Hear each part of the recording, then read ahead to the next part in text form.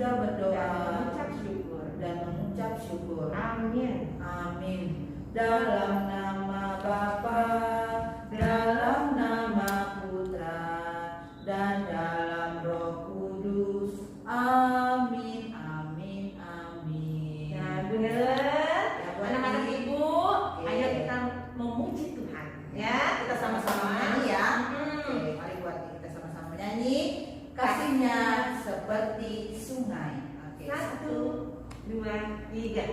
Kasihnya seperti sungai, kasihnya seperti sungai, kasihnya seperti sungai di hatiku mengalir, mengalir di waktu susah, mengalir di waktu senang.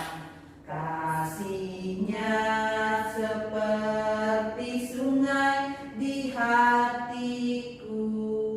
Ya, Buati, kasihnya seperti apa tadi, Buati? Seperti sungai yang Ya. terus mengalir, Ya, ya. kasih kita ya. Ya, kasih Tuhan kepada kita. Ya. Oke, anak-anak ibu, sekarang kita mau duduk tenang ya. Kita mau mendengarkan cerita yang akan disampaikan oleh Suster Ana. Baik, sudah siap? Nah, persiapkan diri ya untuk mendengarkan cerita yang akan disampaikan oleh Suster Ana. Silakan, Suster Ana. Selamat jumpa lagi anak-anak.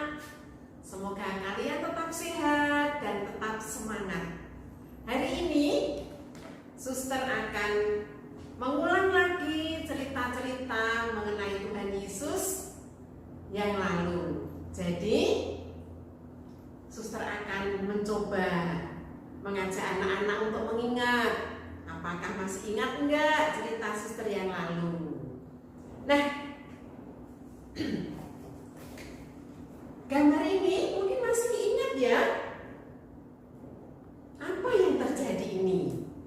Nah, ini adalah gambar ketika Tuhan Yesus berangkat ke kota Nain.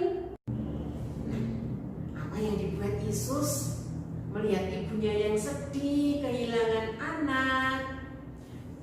Ketika usungan jenazah itu berhenti, Yesus ternyata mendekati peti jenazah ini.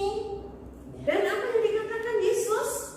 Yesus mengatakan, "Hai anak muda, bangkitlah." Masa orang mati disuruh bangkit? Tetapi memang karena Yesus itu orang yang sungguh hebat, karena Yesus itu maha kuasa, anak yang ada di dalam peti itu ternyata bangun, ya, dan hidup kembali.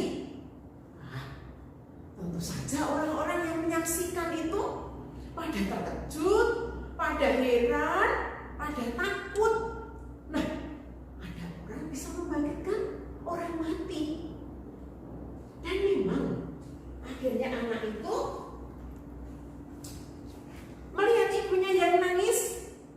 Anak itu begitu senang melihat ibunya, ketemu dengan ibunya lagi. Demikian juga ibunya juga senang banget ketemu dengan anaknya yang masih hidup.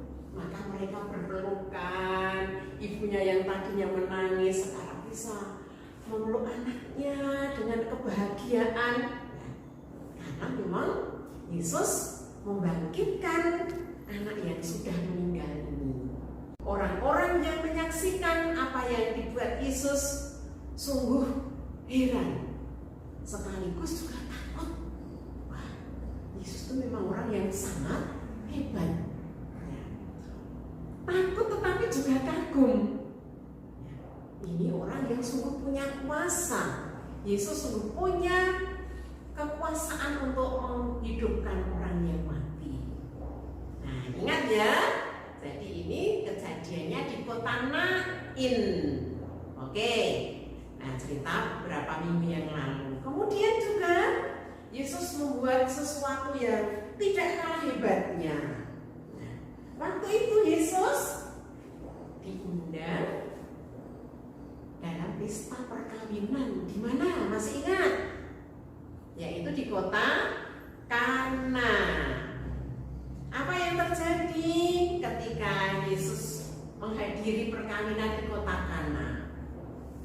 Ternyata waktu itu Bunda Maria juga diundang untuk menghadiri pesta di Kana itu. Tamunya banyak sekali. Jadi mereka kehabisan anggur. Anggur yang harus dihidangkan ke tamu habis. Maka para pelayan bingung. Aduh, tamunya masih banyak, hidangannya habis. Mau disuguhkan apa ini? Untung waktu itu Bunda Maria melihat kebingungan para pelayan tamu, ya. Maka apa yang dibuat oleh Bu Maria? Ibu Maria mendatangi Yesus yang sedang duduk bersama tamu-tamu itu, dan Bunda Maria memberitahu Yesus, mereka kehabisan anggur. Sesudah Bunda Maria memberitahu Yesus, Bunda Maria meninggalkan Yesus dan pergi kepada para pelayan itu dan mengatakan kepada para pelayan, nanti apa yang dikatakan oleh Yesus orang itu tolong dikerjakan. Dan memang akhirnya Yesus bangkit dari tempat duduknya dan mendekati para pelayan itu. Nah, di situ ternyata ada apa? Yang kosong kemarin? Oh, ada gentong-gentong tempat air, tetapi airnya sudah kosong. Dan Yesus mengatakan, isilah semua gentong-gentong ini dengan air sampai penuh.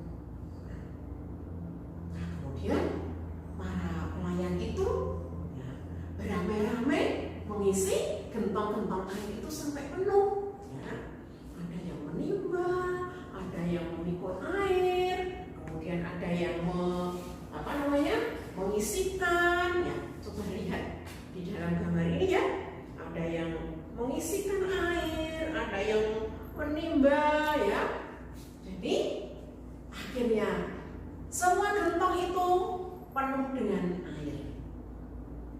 Dan apa yang terjadi? Ternyata air itu oleh Yesus diubah menjadi anggur.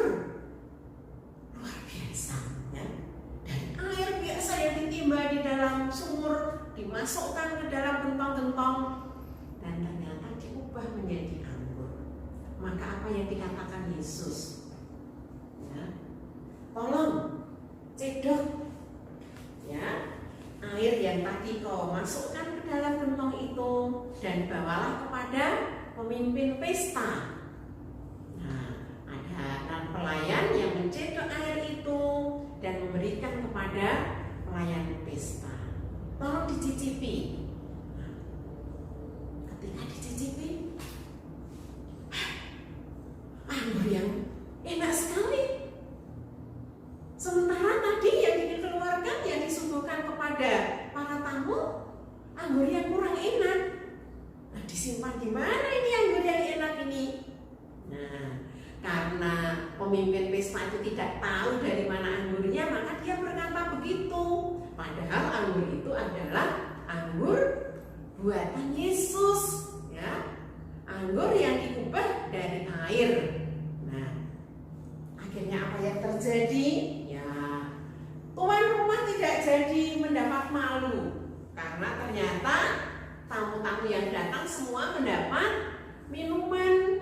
Ya, dan akhirnya pesta bisa berjalan dengan lancar. Pesta dapat berjalan dengan lancar, orang-orang pada senang, semua dapat minum anggur, ya, sampai mereka puas. Nah, ini kejadiannya di kota mana? Kota Kana. Untung ada Ibu Maria yang tahu bahwa mereka kesusahan, ya, kebingungan karena kehabisan apa yang harus disuguhkan kepada Ibu Maria. Ibu Maria ternyata juga membantu Yesus di dalam karyanya. Yesus tetap membantu Yesus di dalam karyanya di muka umum. Ya, sehingga inilah yang terjadi. Apa yang susah, apa yang sedih selalu dibantu oleh Yesus sehingga mereka menjadi senang, menjadi bahagia. Nah, cerita yang terakhir kemarin, mungkin anak-anak masih ingat. Nah, siapa ini? Gambar siapa ini?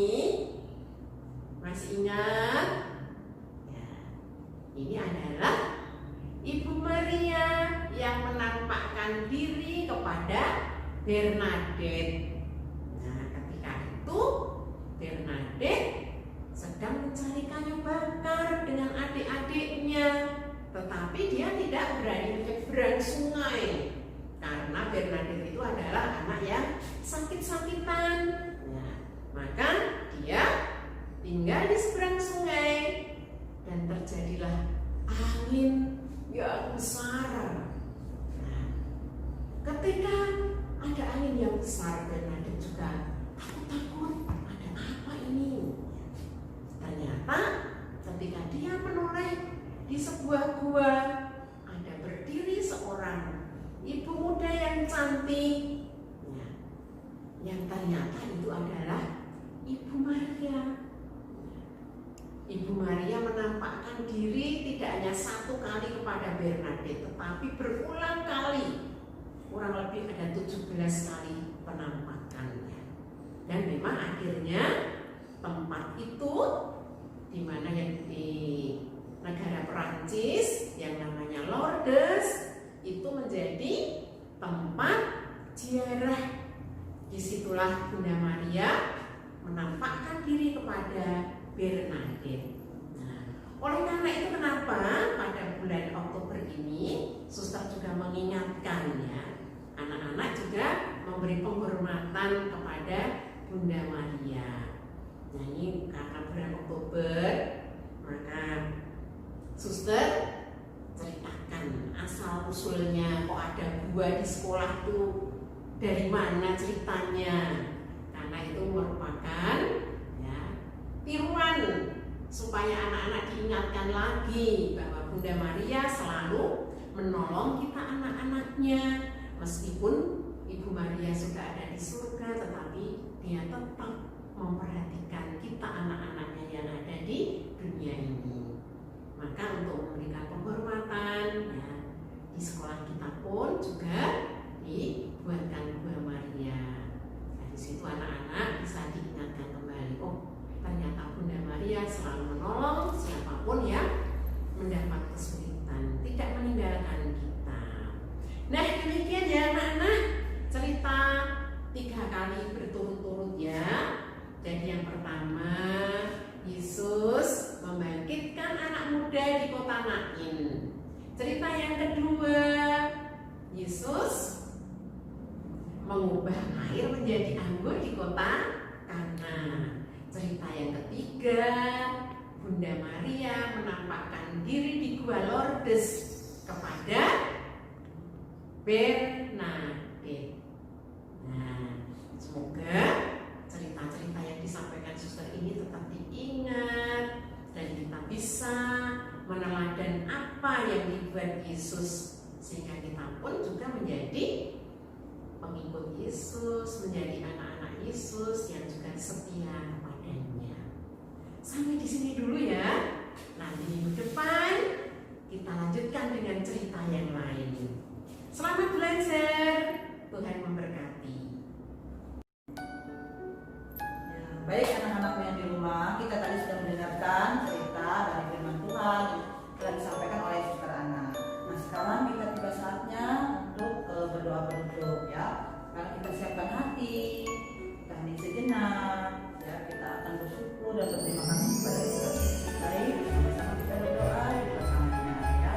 Dalam nama Bapa, dalam nama Putra,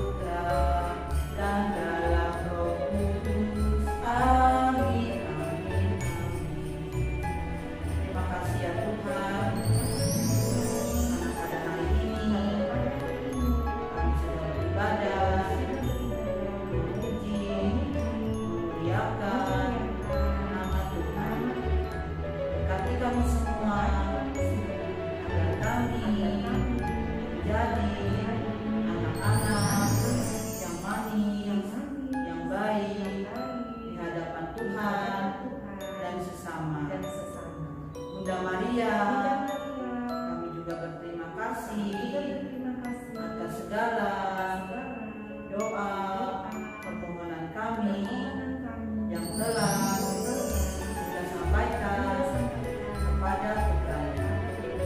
Terima kasih ya Tuhan.